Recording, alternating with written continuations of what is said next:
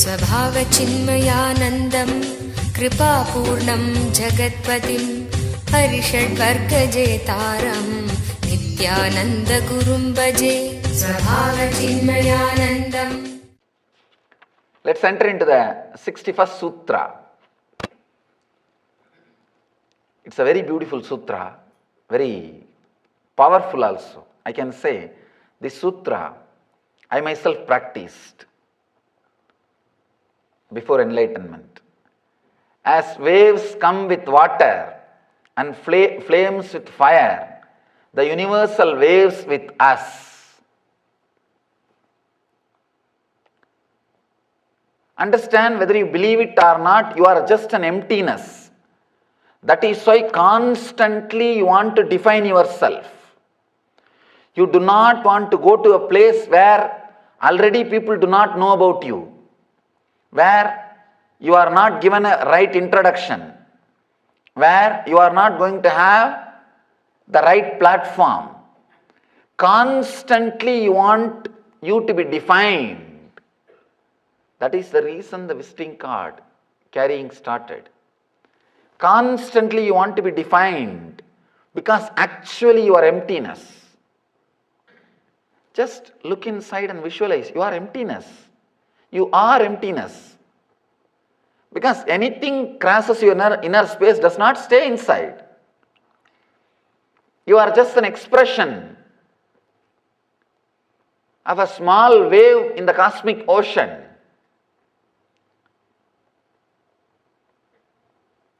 It brought a tremendous healing in me when I was suffering mentally for not having enlightenment. Actually, this one sutra brought a tremendous healing in me. You see, just like a flame comes out of the fire, just like the wave comes out of the water, because you think wave looks like something separate from the water. Otherwise, when it rises, when it is in the peak or when it falls, at all three moments, it is directly connected to ocean. It is ocean. It is the cosmos. Whether it is starting or going up or falling down, it is nothing but ocean. At no point you can say wave is away from ocean. Whether you are starting your spiritual practice, or you are at the peak of the spiritual practice, or you became enlightened, you are enlightened, you are cosmos.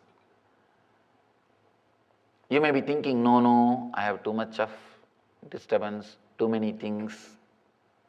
Shiva says beautifully, as waves come with water and flames with fire, the universal waves with us. This understanding can bring a tremendous inner healing in you. It can just bring you tremendous inner healing. You are just a wave, even if you are fighting with the ocean. You are just a wave, even if you want to separate from the ocean. You are just a wave, even if you are not agreeing that you are a wave. Whether you are rising or in the peak or falling, you are connected to ocean. Shiva says, remember this.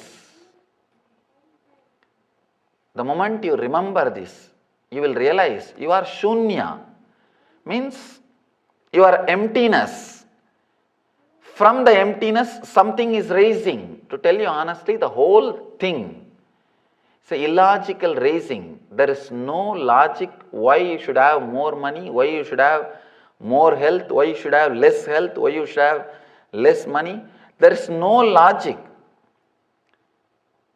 We can bring some logic to just to give you little consolation. When people come and ask me about the life or money, why they have this, why they don't have that, why me, all I can do is just create some words so they are feeling little consoled or relieved or healed for that moment. But I know for sure it is not ultimate truth, including the theory of karma is only a hypothesis which has no solid support. Maybe a relative reality. I can say not existential reality, relative reality. You say, why he is having more money and I am having less health? There is no more or less, relative, because there is no definition which is more and which is less. There is no clear-cut frame, there is no definition. Relative reality. If the whole world is made to stand based on their health and wealth, surely all of us will be in the middle. Neither in this extreme nor in that extreme. All of us will be somewhere in the middle. So it is just a comparison, comparative reality, not the actual existential reality. Dharma is comparative reality. Moksha is ultimate reality. Sunyatva or Purnatva is the ultimate reality. Anything else, prarabdha karma, agamya karma, sanchita karma, this karma, that karma, anything else is a relative reality. Relatively, it may look real, but not the ultimate reality. Here Mahadeva is giving the ultimate reality. In last sutra, he helped us to work with the relative reality. Now he is giving us the technique for the ultimate reality. A very simple thing. Just understand, whatever is haunting your inner space, your emptiness. You are just emptiness. The very idea your emptiness will take away your seriousness about everything, about the whole life. So much of inner healing can happen in you. So much of restful awareness can raise in you. The moment you understand, you are just one more wave. Millions of waves raise. Billions of waves raise and they just relax. If the wave starts thinking, no, I should go to an enlightened wave and get enlightened. Even you are trying to reach an enlightened wave, by the time you will disappear into enlightenment. It is just emptiness seeking emptiness. The ultimate reality. If these words ring bells in your heart, if it clicks, understand you don't need anything else. Because this uncompromising ultimate reality. These two lines, as waves come with water and flames with fire, the universal waves with us. Apply this understanding in every step. Every step, apply this understanding. Just realize you are an indefinable emptiness. Just see in your heart, you are empty. This body is emptiness. There is nothing. Whatever you define as your name, as your personality, as your being, your address, social security number, identity, all these things are just infrastructural need to run the society. Actually, you are empty. The ultimate mystery, an important incident which is in our life is death. That cannot be under your logic. When that important things like a death and life is not under your logic's control, then what is the use of your logic or the identity which you created with your logic? With your logic, you created your identity, your idea. What is the use when that cannot solve the mystery of the main important things like a life and death? Nothing.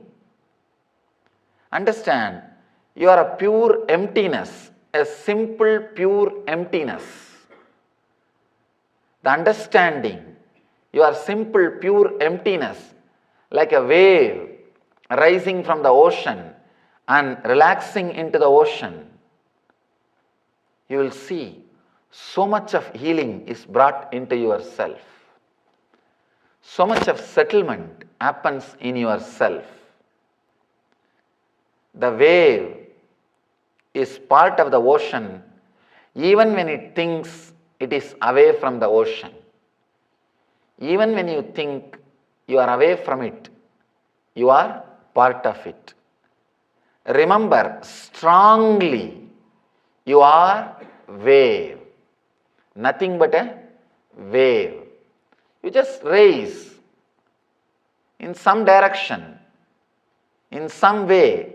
There is no logic about your height, your volume, the way in which you will bend, the degree in which you will fall, and finally where you will meet. No.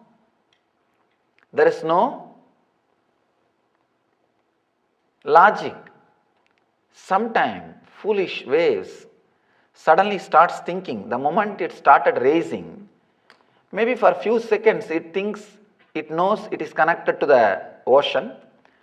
If the height is little tall as you grow, maybe after 10 years or 12 years, you start thinking, no, you are away from the ocean. And you start collecting the small pebbles and the sand which is in the seashore as a property. How the wave collects all that water, all the mud inside the wave, inside the water. You start collecting all those things and you feel, just because all those things are there, you are very safe, secured.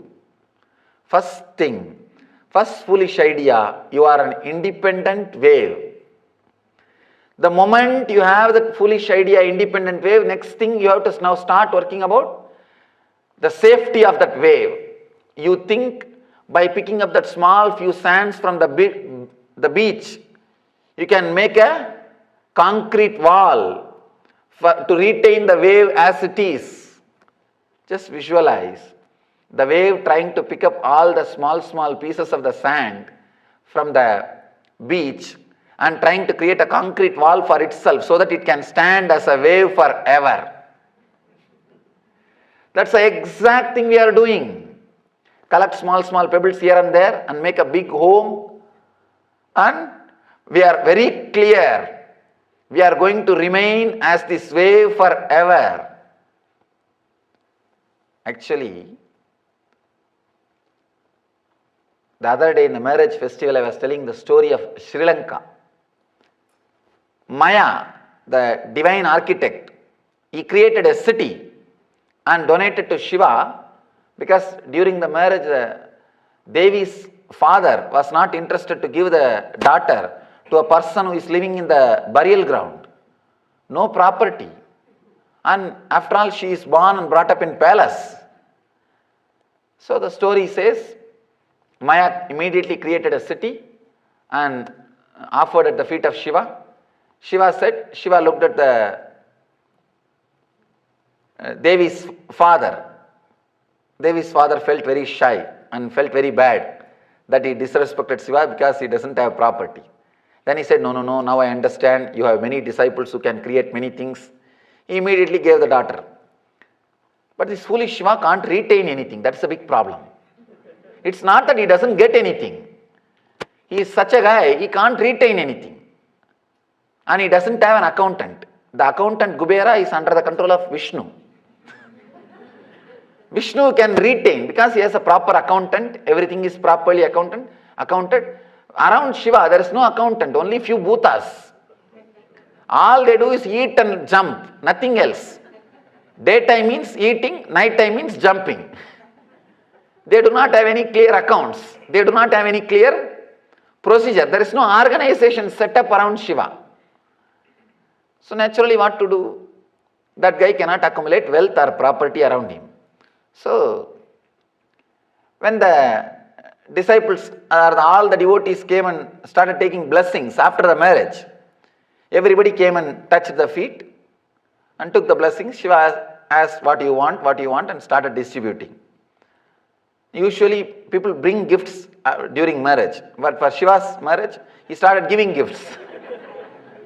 And Ravana came and touched the feet. Ravana is a great devotee.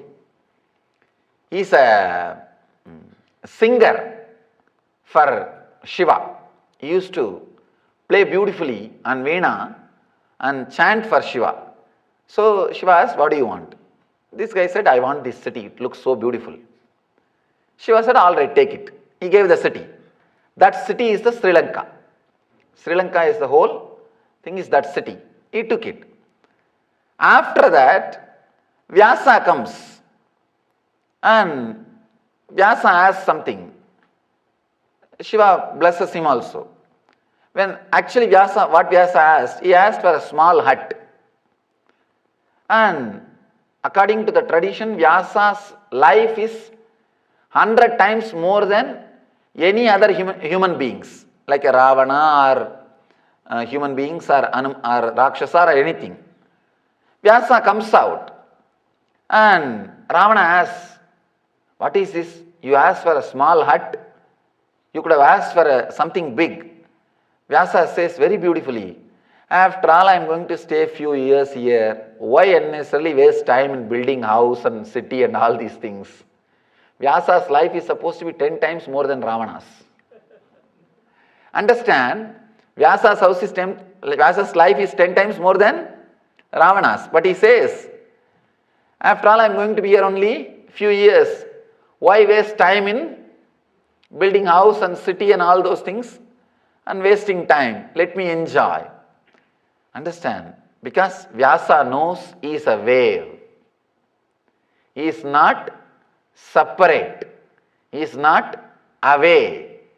But Ravana thinks he can collect all the sand from the ocean and build a big wall and collect all the nice shining pebbles and put it in the bank and feel he is insured.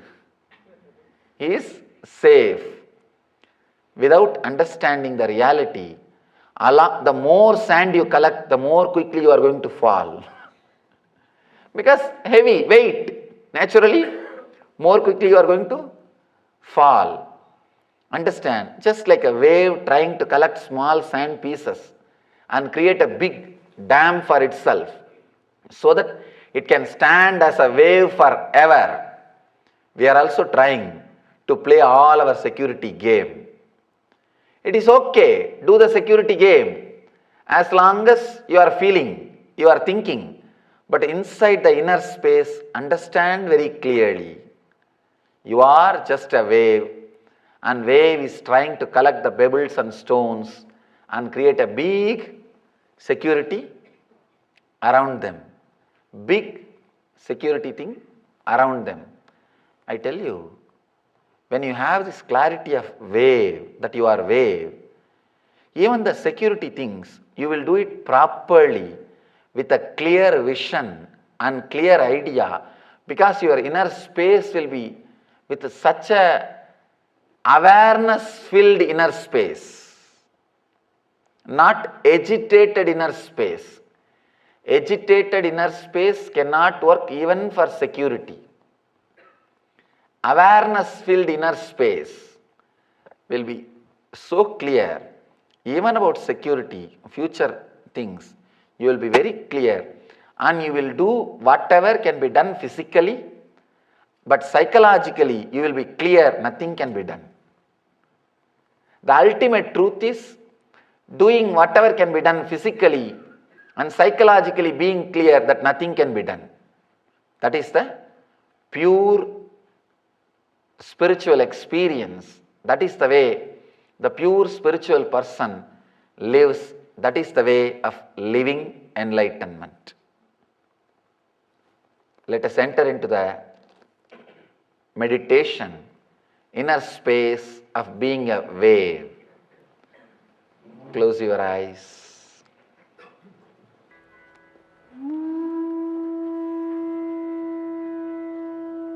Just for a few moments, remember, you are an emptiness. Whatever you think as you is useless, nothing. You are just emptiness.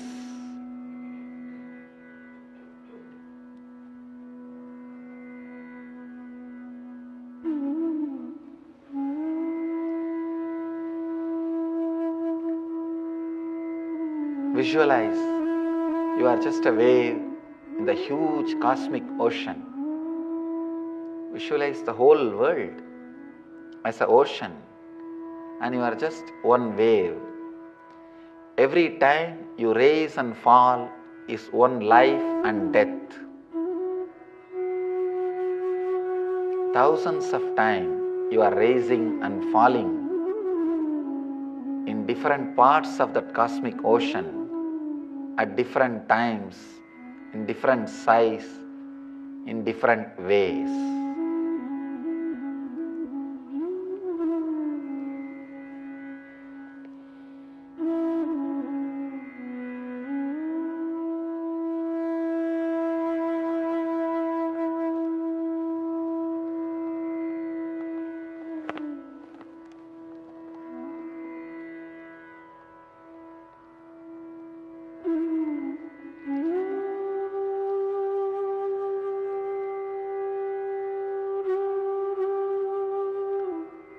Let you be the part of macrocosmic extravaganza.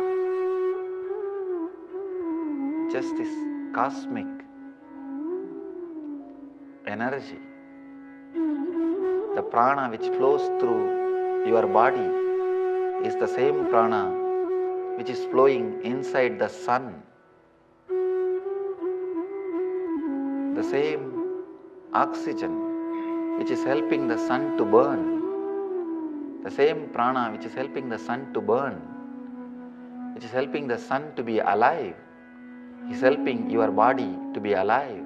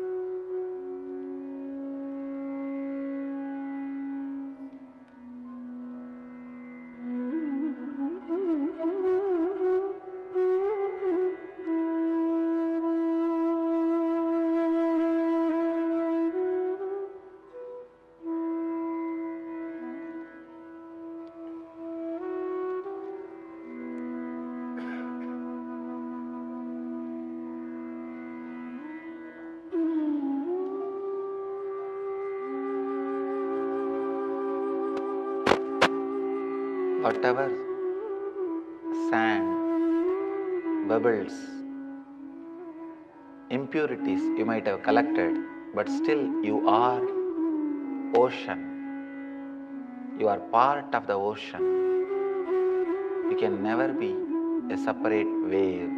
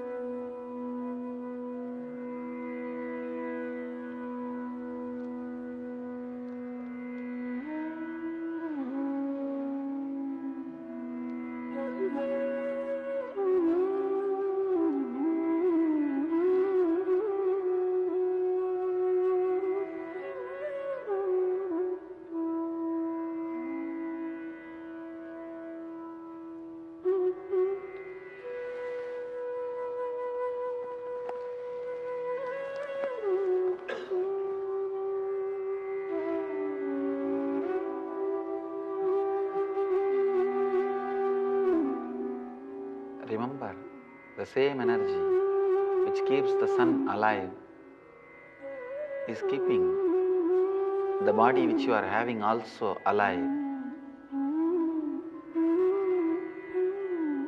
You are just aware from the ocean.